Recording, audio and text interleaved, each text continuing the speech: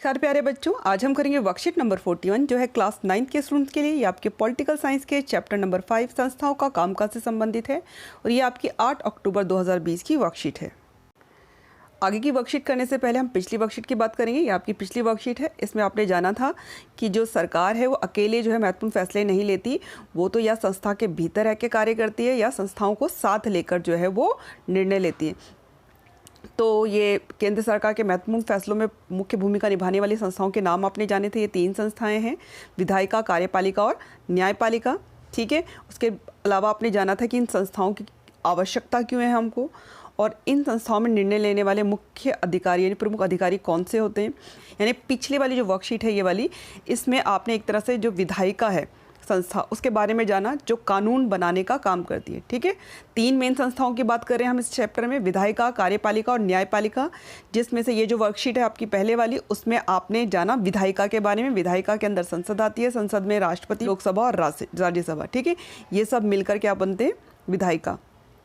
और बेटा आज की जो हमारी वर्कशीट है उसका टॉपिक है राजनैतिक कार्यपालिका। ठीक है। तो आज हम कार्यपालिका के बारे में बात करेंगे। अब विधायिका से कानून जो है वो उसने कानून बना दिया, यानी संसद में कानून जो है वो पारित हो गया या विधेयक जो है पारित हो गया। उसके बाद उसको अमली जामा पहना लें, यानी कि लागू करने के लिए किसकी ज़रूरत पड़ती है, कार्यपालिका की। ठीक है। तो हम कार्यपालिका किसे कहते हैं, अतः सरकार की नीतियों को कार्य रूप देने वाली संस्था को कार्यपालिका कहा जाता है। यानी सरकार ने जो भी कानून बनाए हैं या विधेयक पारित किए हैं उनको जो कार्य रूप देगी, है ना, जो उनको लागू करेगी, उसको हम क्या कहेंगे, कार्यपालिका। कार्यपालिका जो है वो 2 प्रकार की होती है, एक होती है राजनीतिक कार्यपालिका, दूसरी होती है स्थायी कार्यपालिका। अब जो राजनीतिक कार्यपालिका है, इनका निर्वाचन जो है जनता द्वारा एक खास अवधि के लिए किया जाता है। इसमें प्रधानमंत्री और उसका मंत्रिमंडल आता है। ठीक है। संसद का काम है कानून बनाना। ठीक है। और जो प्रधानमंत्री और उसका मंत्रिमंडल है वो राजनीतिक कार्यपालिका है, जो कि उस कानून को लागू करने का काम करते हैं, उससे जुड़े हुए बहुत महत्वपूर्ण फैसले लेते हैं। तो इनका जो निर्वाचन है वो जनता द्वारा किया जाता है और लगभग ये 5 वर्ष, मतलब एक खास अवधि, मतलब यहाँ हमारे देश में क्या 5 वर्ष की अवधि के लिए इनको चुना जाता है। उसके बाद जो है दोबारा चुनाव होते हैं, फिर नए आते हैं। अब जो स्थायी कार्यपालिका है ये लंबे समय के लिए नियुक्त किए जाते हैं। ठीक है। और इनको स्थायी कार्यपालक या प्रशासनिक अधिकारी या सिविल सर्वेंट या नौकरशाह भी कहते हैं। अब चलते हैं आगे। अब है प्रधानमंत्री और मंत्रिपरिषद। तो देश में जो है प्रधानमंत्री सबसे महत्वपूर्ण राजनीतिक संस्था है, क्योंकि हमारे यहाँ सबसे ताकतवर, सबसे शक्तिशाली कौन होते हैं, प्रधानमंत्री होते हैं। इनको सबसे ज़्यादा अधिकार प्राप्त होते हैं। अब चलते हैं आगे। जो राष्ट्रपति हैं वो लोकसभा में बहुमत प्राप्त करने वाली पार्टी या गठबंधन वाली पार्टी के नेता को ही प्रधानमंत्री नियुक्त करता है। ठीक है। तो प्रधानमंत्री कौन बनते हैं, जिसको भी लोकसभा चुनावों में बहुमत मिला है, जिस भी पार्टी को है या फिर गठबंधन वाली पार्टी को, तो उनका जो नेता होगा उसको राष्ट्रपति जी जो हैं क्या करेंगे, प्रधानमंत्री नियुक्त करते हैं। और उसके बाद प्रधानमंत्री जी सलाह देते हैं कि कौन किन किन को वो मंत्री बनाना चाहते हैं। तो प्रधानमंत्री की सलाह पर ही जो राष्ट्रपति जी हैं वो अन्य मंत्रियों की नियुक्ति भी करते हैं, है ना। जैसे रक्षा मंत्री हो गए, वित्त मंत्री हो गए, शिक्षा मंत्री हो गए। तो ये मंत्री सारे किसकी इच्छा पर बनाए जाएंगे, प्रधानमंत्री की सलाह पर बनाएंगे। कौन बनाएंगे, हमारे राष्ट्रपति जी। चलो आगे। बशर्ते वे संसद के सदस्य हों, पर यह ज़रूरी है कि वो जो मंत्री जो बनाएंगे, जिनको प्रधानमंत्री भी जो हैं वो भी संसद के सदस्य होने चाहिए। ठीक है। और जिनको मंत्री बनाएंगे उनका भी संसद का सदस्य होना ज़रूरी है। अगर कोई व्यक्ति संसद का सदस्य नहीं है, मान लो वो संसद का सदस्य नहीं है, उसको मंत्री बना दिया गया, तो फिर उसका मंत्री बनने के 6 महीने के भीतर ही संसद के किसी एक सदन का सदस्य चुना जाना ज़रूरी है। यानी उनको 6 महीने का टाइम दिया जाता है, भैया आप दोनों में से किसी एक सदन का जो है सदस्य जो है बनते हो, तभी आपका जो है पद बना रहेगा। समझ में आ रही बात, कि अगर कोई मंत्री ऐसा बना दिया है जो संसद का सदस्य नहीं है, तो उसको 6 महीने के भीतर जो है दोनों में से किसी भी सदन का सदस्य चुना जाना बहुत ज़रूरी है। ठीक है। नहीं तो उनको उनके पद से हटा दिया जाएगा। अब चलते हैं आगे। कैबिनेट मंत्री। ठीक है। अमूमन सत्ताधारी पार्टी या गठबंधन की पार्टियों के जो वरिष्ठ नेता होते हैं, है ना, वरिष्ठ मतलब जो सीनियर नेता होते हैं, वही प्रमुख मंत्रालयों के प्रभारी होते हैं, यानी कि इंचार्ज होते हैं। उनके हाथ में उनका जो है मंत्रालय सौंप दिए जाते हैं। जैसे मैंने बताया था, रक्षा मंत्रालय किसी सीनियर लीडर को दे दिया, ऐसी एजुकेशन मिनिस्ट्री हो गई, हेल्थ मिनिस्ट्री हो गई, है ना, स्वास्थ्य मंत्रालय जिसको बोलते हैं। तो ये जो सारे मंत्रियों, ये जो मंत्री होते हैं उनको कैबिनेट मंत्री बोलते हैं। रक्षा मंत्री, वित्त मंत्री, जिनको मेन मंत्रालय दिए जाते हैं, उन मंत्रालय के प्रभारी को हम क्या बोलते हैं? कैबिनेट मंत्री। चलो आगे चलते हैं। स्वतंत्र प्रभार वाले राज्य मंत्री, ठीक है। अब ये थोड़ा बड़े होते हैं, अब इनसे थोड़ा छोटे होते हैं। ये अमूमन छोटे मंत्रालयों के प्रभारी होते हैं, ठीक है। इनके पास क्या तो छोटी मिनिस्ट्री होती है, इनके पास तो बड़े बड़े चार्जेस होते हैं, इनके पास छोटे मंत्रालयों के ये प्रभारी या इंचार्ज होते हैं। विशेष रूप से कैबिनेट द्वारा बुलाई गई बैठकों में भाग लेते हैं। देखो कैबिनेट की जो मीटिंग होती है, मेन डिसीजन तो कैबिनेट ही लेती है, ठीक है। मंत्री, अगर प्रधानमंत्री को कोई भी डिसीजन लेना है तो कैबिनेट, ये जो बड़े वाले जो प्रमुख मंत्रालयों के प्रभारी होते हैं उनकी सहायता से लेते हैं। और इनको जो है, जो स्वतंत्र प्रभार वाले राज्य मंत्री हैं, इनको जो है कभी कभी जो है विशेष रूप से जो कैबिनेट की बैठक होती है उस पर जो है ये भाग लेते हैं। चलो आगे चलते हैं।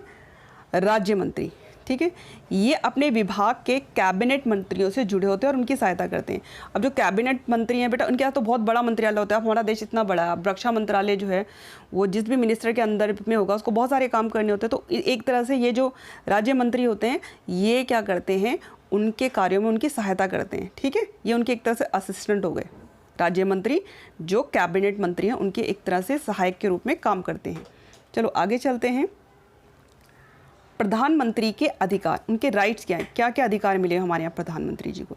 देखो सरकार के प्रमुख होने के नाते प्रधानमंत्री के व्यापक अधिकार होते हैं। देखो सरकार के मेन हेड कौन है? एक तरह से वो राजा हैं हमारे देश के, जिनको जनता ने चुना है। तो उनके पास जो है सबसे ज़्यादा जो है अधिकार होते हैं।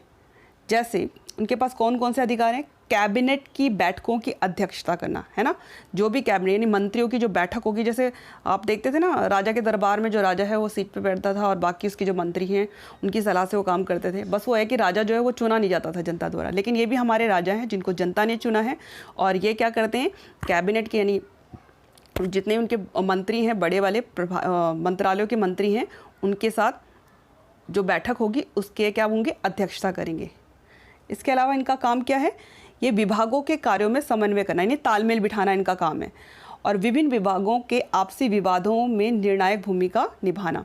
तो अगर मान लो अलग अलग विभागों में, डिपार्टमेंट में जो है विवाद हो जाए, है ना, उनमें कोई प्रॉब्लम, समस्या उत्पन्न हो जाए, तो उनमें निर्णायक भूमिका कौन निभाते हैं? प्रधानमंत्री जी, है ना। विभिन्न विभागों के कामों पर सामान्य निगरानी करना, यानी अलग अलग विभागों के कामों की निगरानी करने का अधिकार भी क्या है? प्रधानमंत्री जी के पास है। वो नज़र रख सकते हैं कि सारे के सारे जो विभाग हैं वो ठीक से काम कर रहे हैं या नहीं।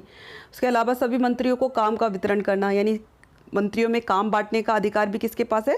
प्रधानमंत्री जी के पास। जो कैबिनेट है उसके भीतर जो सबसे ज़्यादा प्रभावशाली व्यक्ति हैं वो कौन होते हैं? प्रधानमंत्री जी, क्योंकि इनको सबसे ज़्यादा पावर होती है, इनके पास सबसे ज़्यादा अधिकार होते हैं। जब प्रधानमंत्री अपना पद छोड़ता है तो पूरा मंत्रिमंडल इस्तीफा देता है। अगर प्रधानमंत्री जी को किसी वजह से अपना पद छोड़ना पड़ता है ना बेटा, तो पूरा जो मंत्रिमंडल उन्होंने बनाया होता है उसको सबको रिज़ाइन करना पड़ता है। उसका कारण क्या है कि जब नया प्रधानमंत्री को उनकी जगह पे कोई और प्रधानमंत्री बनेगा, राष्ट्रपति जी उसको शपथ दिलाएंगे, तो उसके बाद वो अपना नया मंत्रिमंडल बनाते हैं, ठीक है।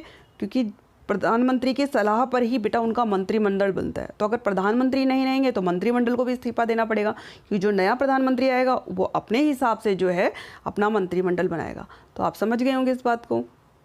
चलो आगे चलते हैं। गठबंधन सरकार के प्रधानमंत्री विभिन्न समूहों और गुटों के गठबंधन के साझेदारी की राय के अनुसार निर्णय लेते हैं। अब क्या होता है, गठबंधन सरकार तब बनती है जब ना किसी एक पार्टी को जो है बहुमत नहीं मिलता है, तो उसको क्या करना पड़ता है, दूसरे जो दल हैं उनके साथ मिलकर जो है बहुमत जुटाना पड़ता है। ठीक है, आपको पता है ना हमारे यहाँ कुल 545 सीट हैं इस समय पे लोकसभा में। अब आपके पास आधे से अधिक सीट होनी चाहिए, यानी कि 272 से ज़्यादा सीट होनी चाहिए। मान लो आप किसी पार्टी को जो है इतनी सीट नहीं मिली, तो वो दूसरे दल के साथ मिलकर जो है बहुमत वाला आंकड़ा जुटा लेता है। तो इस तरह की जो सरकार होती है हम उसको गठबंधन सरकार कहते हैं, क्योंकि उसमें एक दल नहीं है, उसमें एक से ज़्यादा दलों ने मिलकर जो है सरकार बनाई है।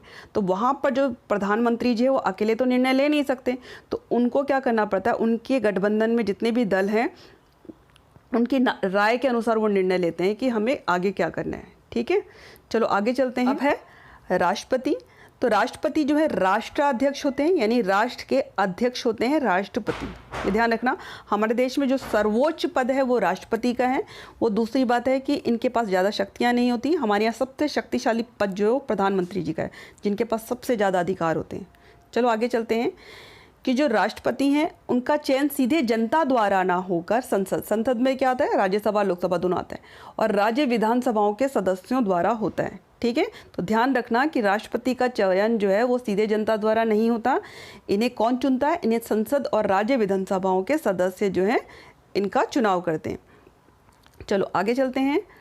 राष्ट्राध्यक्ष केवल नाम मात्र के अधिकारों का प्रयोग करता है, यानी जो राष्ट्रपति जी हैं इनके पास नाम मात्र के अधिकार होते हैं, क्योंकि हमारे यहाँ सारे अधिकार और शक्तियाँ किसको दी गई हैं? प्रधानमंत्री जी को। चलो आगे चलते हैं। फिर भी देश की सभी राजनीतिक संस्थाओं के कामों की निगरानी करना, ठीक है, ये इनका काम है, और सारे कानून और सरकार के प्रमुख नीतिगत फैसलों में मुख्य भूमिका निभाते हैं। अब सरकार के कोई भी कानून होंगे, कोई भी नीतिगत फैसले होंगे, तो बेटा उसमें राष्ट्रपति जी की मंजूरी ज़रूरी होती है। वो दूसरी बात होती है कि इनको जो है बहुत सारी परिस्थितियों में मंजूरी देनी ही पड़ती है, ठीक है, ये मना नहीं कर सकते। चलो आगे चलते हैं। सभी प्रमुख नियुक्तियों, जैसे भारत के मुख्य न्यायाधीश है ना, इनको कौन अपॉइंट करता है? राष्ट्रपति जी। राज्य के न्यायालयों के न्यायाधीश, राज्यपालों, चुनाव आयुक्तों आदि की नियुक्ति कौन करते हैं? राष्ट्रपति जी। ठीक है, तो ये ध्यान रखना। तो राष्ट्रपति जी हैं वो मुख्य न्यायाधीश, राज्य के न्यायालयों के न्यायाधीश, राज्यपालों, चुनाव आयुक्तों आदि की नियुक्ति करते हैं, उनको अपॉइंट करते हैं। आगे चलते हैं। भारत के रक्षा बलों के, ठीक है, सुप्रीम कमांडर जो है राष्ट्रपति होता है, यानी हमारे जो तीनों सेनाओं का जो सुप्रीम कमांडर है ना, थल सेना, वायुसेना, जल सेना के जो सुप्रीम कमांडर हैं वो कौन होते हैं? राष्ट्रपति। आगे चलते हैं। कोई भी विधेयक राष्ट्रपति की मंजूरी के बाद ही कानून बनता है। अब कोई भी विधेयक तभी कानून बनता है जब उस पर राष्ट्रपति जी साइन करते हैं, ये ध्यान रखना है ना। इसके लिए आप जो है अपनी बुक को भी पढ़ लेना। मैं उस पर बार बार कह रही हूँ, उसमें आरक्षण वाला जो विधेयक है उसके बारे में बात की गई है, आप उसको समझोगे तो उसी तरह के बाकी भी होते हैं। और बाकी आप संसद की कार्यवाही देख सकते हो, आप उसमें देख सकते हो किस तरह से विधेयकों पर चर्चा होती है, किस तरह से विधेयक पास होते हैं, फिर राज्यसभा में जाते हैं, उन पर चर्चा होती है।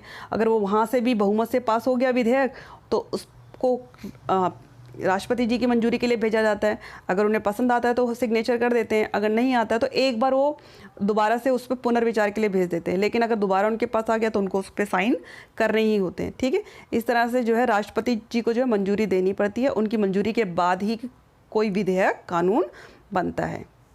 तो अब ये वर्कशीट हो गई है पूरी, अब इसके प्रश्न उत्तर करेंगे। प्रश्न 1, कार्यपालिका किसे कहते हैं तथा देश में इसकी ज़रूरत क्यों है? तो इसका उत्तर है, सरकार की नीतियों को कार्य रूप देने वाली संस्था को कार्यपालिका कहा जाता है। देश में संसद द्वारा पारित विधेयक या कानून को अमली जामा पहनाने के लिए कार्यपालिका की ज़रूरत होती है। अब है प्रश्न 2, राजनीतिक कार्यपालिका और स्थायी कार्यपालिका में क्या अंतर है? पहला अंतर है, जो कार्यकारी लोगों द्वारा एक निश्चित अवधि के लिए निर्वाचित किए जाते हैं उन्हें राजनीतिक कार्यकारी कहा जाता है, जबकि स्थायी कार्यकारी वेतनभोगी प्रशासनिक नौकरशाह होते हैं जिन्हें लंबे समय के लिए नियुक्त किया जाता है।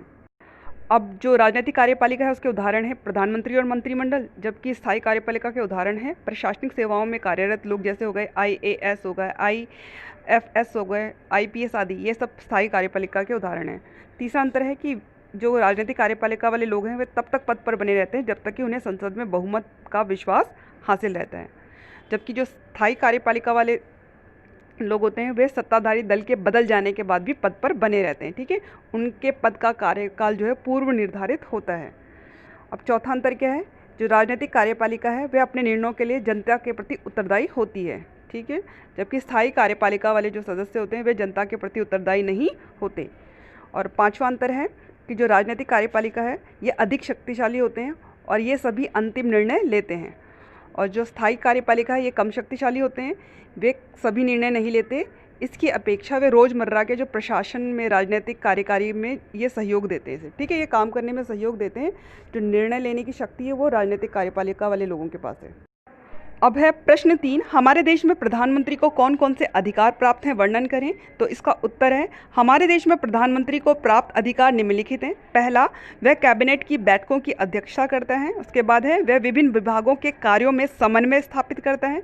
तीसरा, वह विभागों में असहमति उत्पन्न होने की स्थिति में उसके निर्णय जो होंगे अंतिम होते हैं। चौथा, वह विभिन्न मंत्रालयों की सामान्य निगरानी करता है। पाँचवा, सभी मंत्रालय उसके नेतृत्व में ही कार्य करते हैं। और उसके बाद छठा, प्रधानमंत्री अपने मंत्रियों में कार्य का वितरण तथा पुनर्वितरण करता है। ठीक है। सातवां, उसे मंत्रियों को बर्खास्त करने की शक्ति प्राप्त है। आठवां, जब प्रधानमंत्री त्याग पत्र देता है तो पूरा मंत्रिमंडल इस्तीफा दे देता है। इस प्रकार यदि कैबिनेट भारत की सर्वाधिक शक्तिशाली संस्था है तो कैबिनेट के अंदर प्रधानमंत्री सर्वाधिक प्रभावशाली होता है।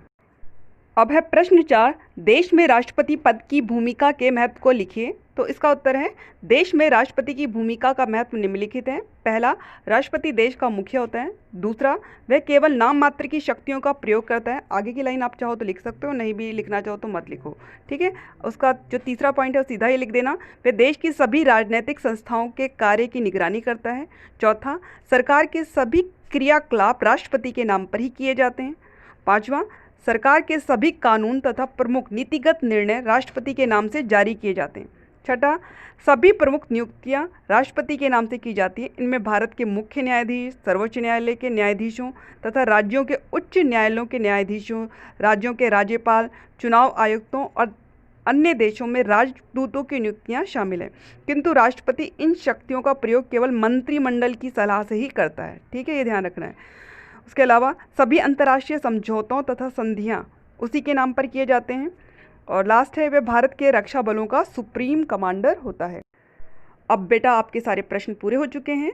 तो ये सारे के सारे जितने भी आपको वर्कशीट में जितना भी कंटेंट दिया जा रहा है, जो भी क्वेश्चंस दिए जा रहे हैं, उनको अच्छे से प्रैक्टिस करना है, क्योंकि ये बहुत ही इंपॉर्टेंट क्वेश्चन है, आपके एग्जाम्स में आएंगे। ठीक है, तो मन लगा के पढ़िए और अच्छे अच्छे नंबर लेके आइए। बाय बच्चों।